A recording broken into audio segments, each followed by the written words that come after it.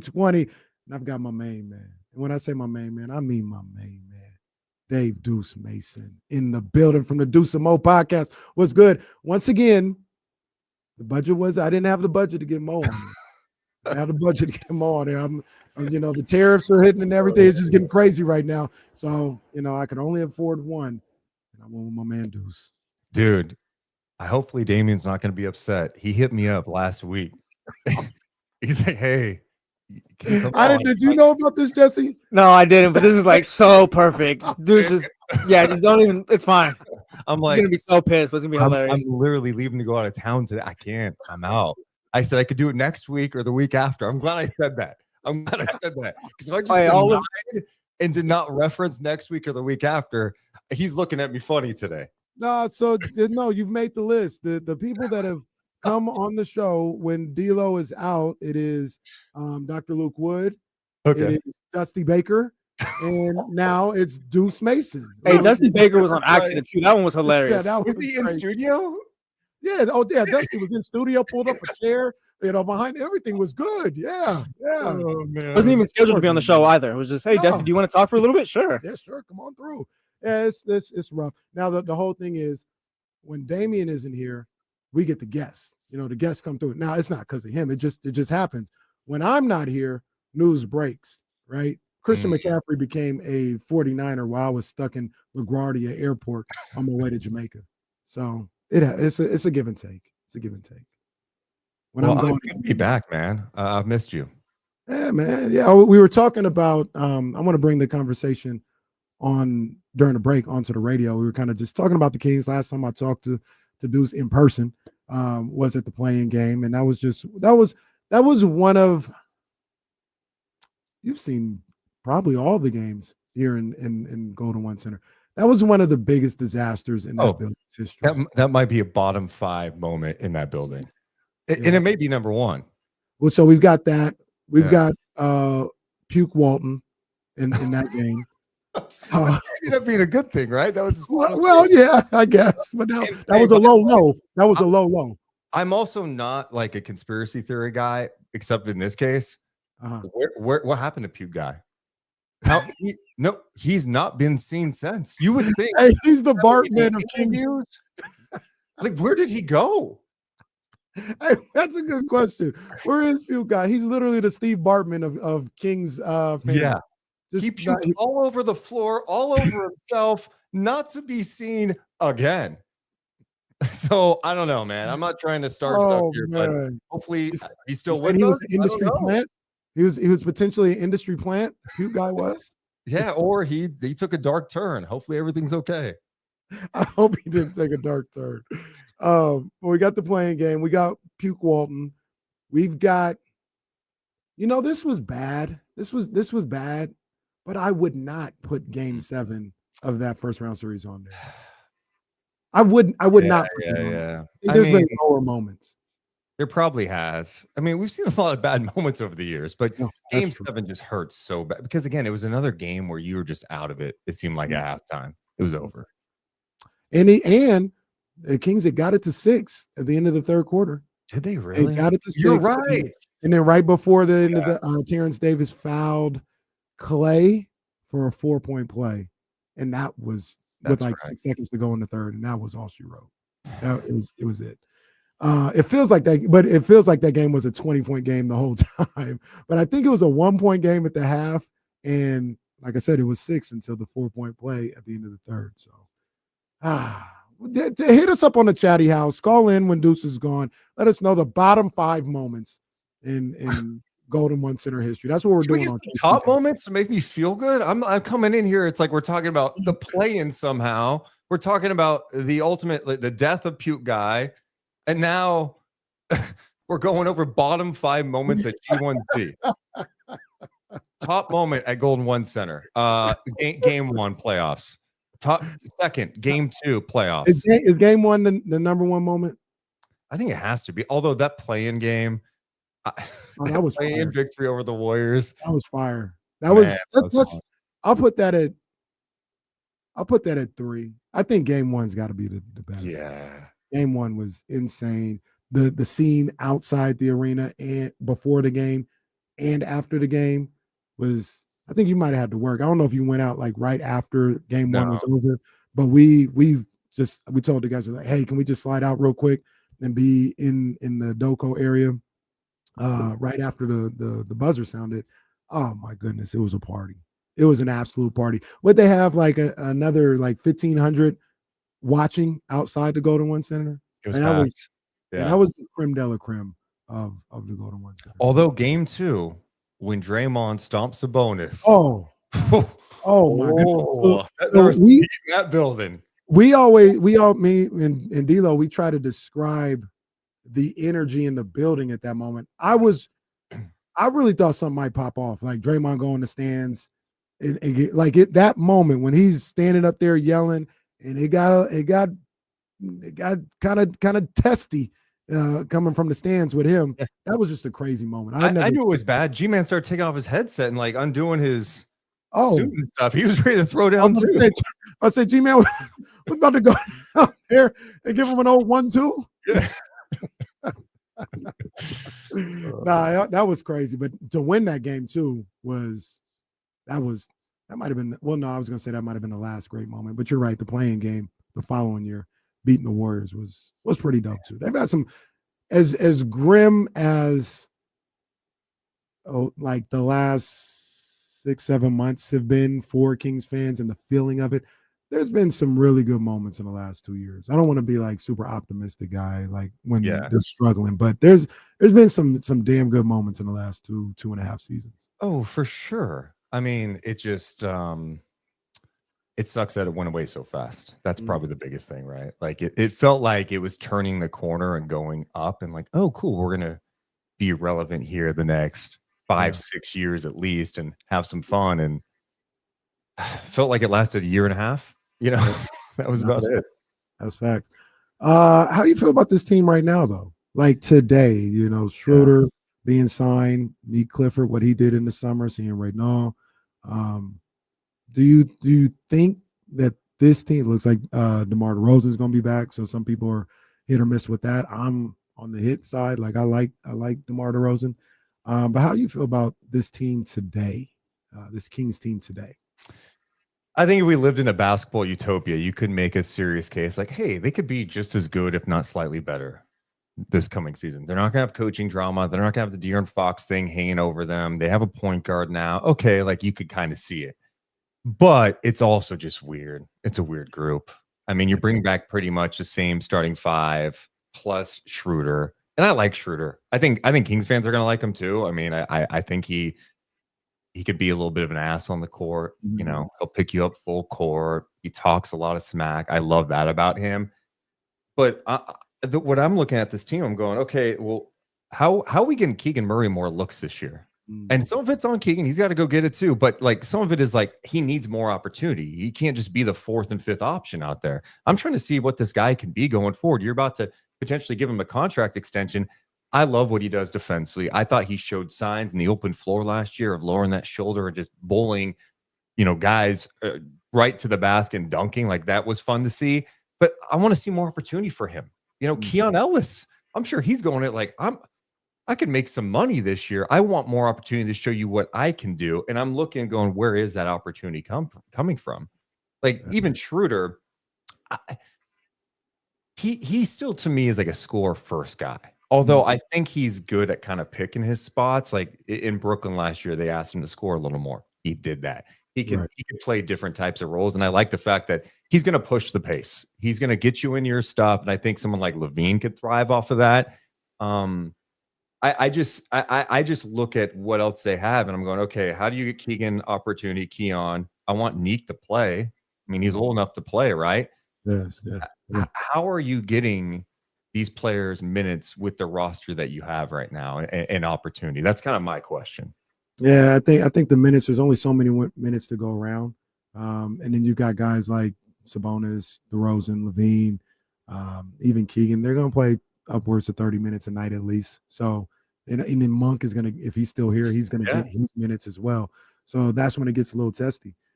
I want to follow up on something you said about Schroeder and get your opinion on this. We were talking during the handoff about the point guard situation. And James was talking about, you know, make it a competition. And he was breaking down some of the numbers about how Monk and Schroeder are kind of the same type of player. And I see it. I don't necessarily agree because I think the mentality is a little different between the two. But numbers wise, it's close. And I see the resemblance. But here's how I broke it down. I said this team needs a point guard. They need a starting point guard to set the table for others. And while Schroeder isn't Chris Paul, here's how I look at it. If Chris Paul goes into a game and says, for the first 7 minutes of this game, I'm getting everybody involved. That's what Chris Paul does. That's like the creme de la creme of table setter and organizer. Schroeder might say, for the first 4 minutes of this game, I'm going to get everybody else involved. Malik Monk would say, for the first minute and a half, I'm going to get everybody involved, right? Yeah. And then, and that's the difference. So I think Schroeder is a little bit more of a traditional table setter than they had after Fox left last year. And I think that might be where Keegan gets more looks or DeRozan gets a little more comfortable and others feel a little bit more involved in the offense because you got a little bit more of a natural point guard at the helm with Dennis Schroeder as opposed to Malik Monk, who he's a finisher to me. I don't necessarily want him to be a table setter. I want him to be a finisher. What you think about that? Yeah, I mean, I think for Malik, like I like him off the bench, and I know there are moments last year, in the last couple of years, we were all talking about like, hey, maybe you should start over Herter or whatever. I like him being that guy that provides a spark, and he could still play 30 minutes in a game off the bench if you need to. I mean, I still like Malik Monk. It seems like people might be a little more down on him right now. But he's a guy that is really nice in that pick and roll game with Sabonis. And then like he's the ultimate confidence guy. Like he's going to come in, you could be down 12. He's going to come in firing, attacking the rim, getting in the paint, knocking down threes. He's an energy guy. And I love that. And for Schroeder, I just think defensively he's better. I just think he plays with a little more physicality. He could pick you up the whole, 94 feet, which that's not something, Malik's necessarily doing. It's just such an interesting team too, because I'm also trying to figure out like, okay, what's the buy-in from everybody? Is everyone like happy to be there? Like, the vibes seem good at Summer League with the young guys. And I see why they like all these young guys. They do a lot of things that you need in today's game. But like, is Levine totally like bought into everything? Is DeMar totally bought in? Or are these guys like 1 foot out too? Because they know the Kings have been talking, right? I just want the complete buy-in. I think the best teams share the ball. They move the ball. They cut. That's all I want to see this year. And if that means it's that starting 5 that we just talked about doing it, cool. If they're all bought in or if it's the young guys that are doing it, I just want to see whoever's bought into doing that be out there playing minutes. Watching Indiana, I know there's the 2 teams that made it to the finals, but like no one looks at the Pacers and go, man, they just got star power everywhere. A really damn good player in Tyrese Halliburton, Siakam too. But these are, you know what I mean? Like the surrounding pieces were just bought into the style of play. They're getting the ball up and down the floor. They're moving nonstop. They're athletic. They're switchable. They could shoot. They could attack. Versatility matters in today's game. And I don't know that the Kings obviously have addressed all those things in this offseason. And I think, Scott walks into a situation where it's like, good luck trying to figure out how to navigate this roster right now when people aren't lining up to trade for your assets. They know you have to make a move. Unfortunately, you're asking a fan base to be patient a little bit when, like you've asked them to be patient for like the better part of the last 25 years. We got my main man, Deuce Mason from the Deuce and Mo podcast. We are too poor to afford Mo. The streets are saying it takes 6 figures to even text her to ask her. You know what I mean? Dude, she's hard to get a hold of, man. And hey, get paid. Get your money, Mo. You deserve it. You're doing your thing. She's got that money now. She's different. We can only afford one. We got Deuce today, who told Damian last week, I will not go on your show. So I'm glad that we got him here this week. You guys went to Summer League, right? Yeah. Yeah. How was everything? I know you guys were around the Kings talking to some of the guys and saw some of those rookies. It seemed like the vibes were up, like you just mentioned. But how was it firsthand out there? First of all, I don't know how you guys don't go to Summer League. Like that's your place, what you said about why we couldn't get Mo. That's why we. Okay, fair enough. I love Summer League. It's basketball all day long, and you just sit and watch games. Go between the gym. It's amazing. I think the first thing, I have to check myself, Kenny. I get high and low sometimes, and I bet you once we get 2 weeks out from King season, I'm gonna be walking around, go, dude, I don't know, man. They're buying here. You just never know. Why can't they be better? Why can't they win 45 games? But like I'm watching, the first couple of games of Summer League, and I'm going, dude, Rayno, are you kidding me? The steal of all steals. And then I have to check myself, he was going up against Kyler Kelly. Do you know who Kyler Kelly is?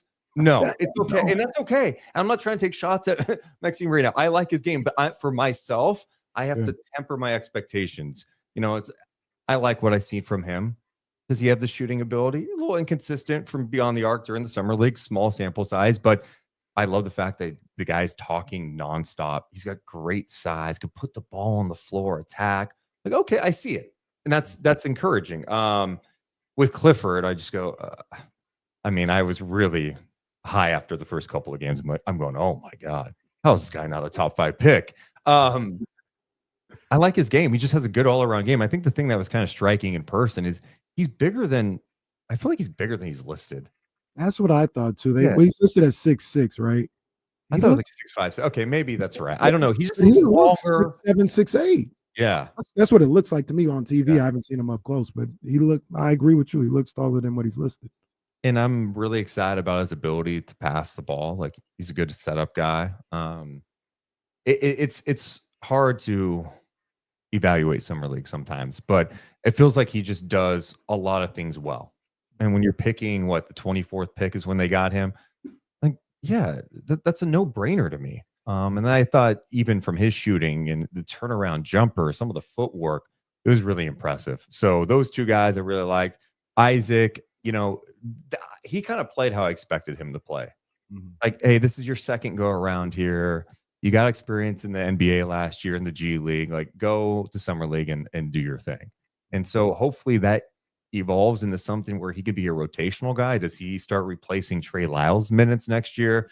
Can Isaac prove to knock down threes? I like what I saw from him too. So it'll be interesting to see kind of how the rotation looks like going into next year.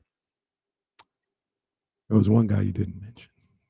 You were being nice. There's one guy that you didn't mention. No, I did not mention Devin Carter. This is so bad. I was thinking Dylan Cardwell. I'm not even getting to Devin Carter.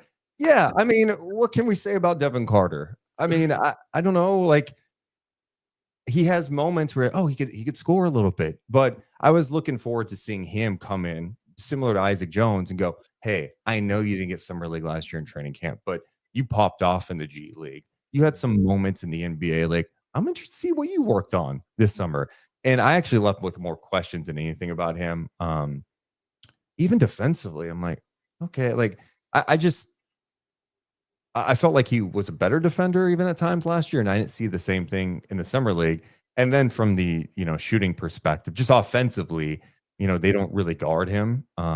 I think he thinks too much about a shot. Like, just let it fly, dude. You're open, let it fly. I know it takes it a while. Like, his release takes a while, but it just felt like he wasn't decisive. He doesn't look like a point guard at all to me. He's like an off guard.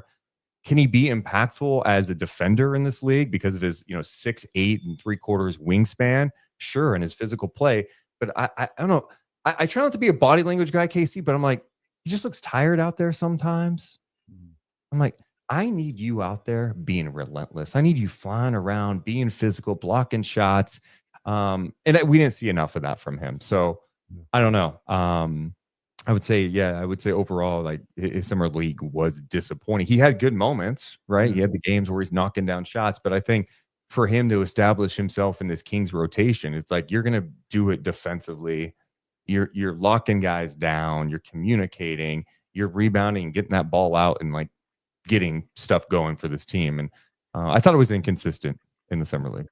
Nah, I had the same thought with Devin Carter. I came away. I believe he's an NBA player for sure. Yeah. I think it's a guy that's going to be in the league. He can do some things, but in this situation in Sacramento, where they're looking for a point guard, you're fighting for minutes with Keon and Malik potentially. I don't know. We talked about Nick Clifford and how he looks taller than the 6'6" listing. Devin Carter, I think, is listed as 6'2", maybe 6'3". He looks shorter than that on the floor. You know what I mean? He looks like 6'1", 6 foot or something like that. And there was just, like you said, there was just more questions than answers after watching him play. And I really think he needs to be in a situation where he can just go out there and work on the things that he's best at right now. His best attribute is on the defensive end and picking his spots on the offensive end. And I don't know if the Kings are in a position to allow him to do that. And that's what makes it a little murky for his time here in Sacramento. But it seems like he'd be like the perfect guy for them if he plays to his potential, right? Yeah. Just because of his size and his defensive ability, you would think that would be a guy that could find a spot. But you know what the problem is, though? They've got a guy that does everything that you're looking for him to do better than him in Keon Ellis. So how does he play over Keon Ellis? Yeah. You know what I mean? And Keon is more consistent as a shooter, can create a little bit off the bounce on the offensive end. So they've already got somebody filling that role. Yeah, it's going to be interesting to see if they make any other moves this offseason. And I know usually you get Summer League and it's like, oh, all the moves are done. They've got 15 guys on the roster. But you've got Terrence Davis, who's on like a non-guaranteed deal. There's been enough noise about Saric maybe going back overseas. Like, I don't know. It makes you wonder if there could be something closer to camp. I mean, last year we saw a crazy trade right before camp with Cat, getting traded to the Knicks for DiVincenzo and Randall. So you never know. It's just been such a weird free agency. I think it's not what it used to be at all, right? Like it's used to be, oh, dude, right when that midnight strikes, because it used to be late at night. Yeah. Here come the alerts. Oh my God, this guy signed. Well, no, all these guys are getting extensions with their teams. Restricted free agency is like nothing at the moment because no teams have cap space. It's just kind of bizarre. And I hope they have a move or two left before camp, but if not, maybe closer to deadline, because I do think they need to open up opportunities for some of these younger guys on the team. I agree. Deuce, before we let you go, man, I was talking to James about it yesterday, and now Summer League is over, and it's like officially NBA offseason. Officially, like nothing going on with the NBA. Obviously, you and Mo do a fantastic job with the entire league, covering the entire league. But now you got a little chance to just chill out a little bit. I know Mo's got her Valkyrie's responsibilities, and you do some stuff as well. But you gonna chill out a little bit? I have a trip planned for August, but you in Cabo, Cabo, Deuce. It's going to Ireland and then Austria. Think further. Different than Cabo. All right, yeah. So doing that for a couple of weeks, but other than that, then I come back and I'm doing like the final 10 Valkyries games on the radio. Nice. Which is great. Nice. The playoff. Now, quick, I didn't really recognize this until I don't know if you were on the game. They had one of those camp games. So the Valkyries are on like CBS 13 as like this is their market. Is that how that goes?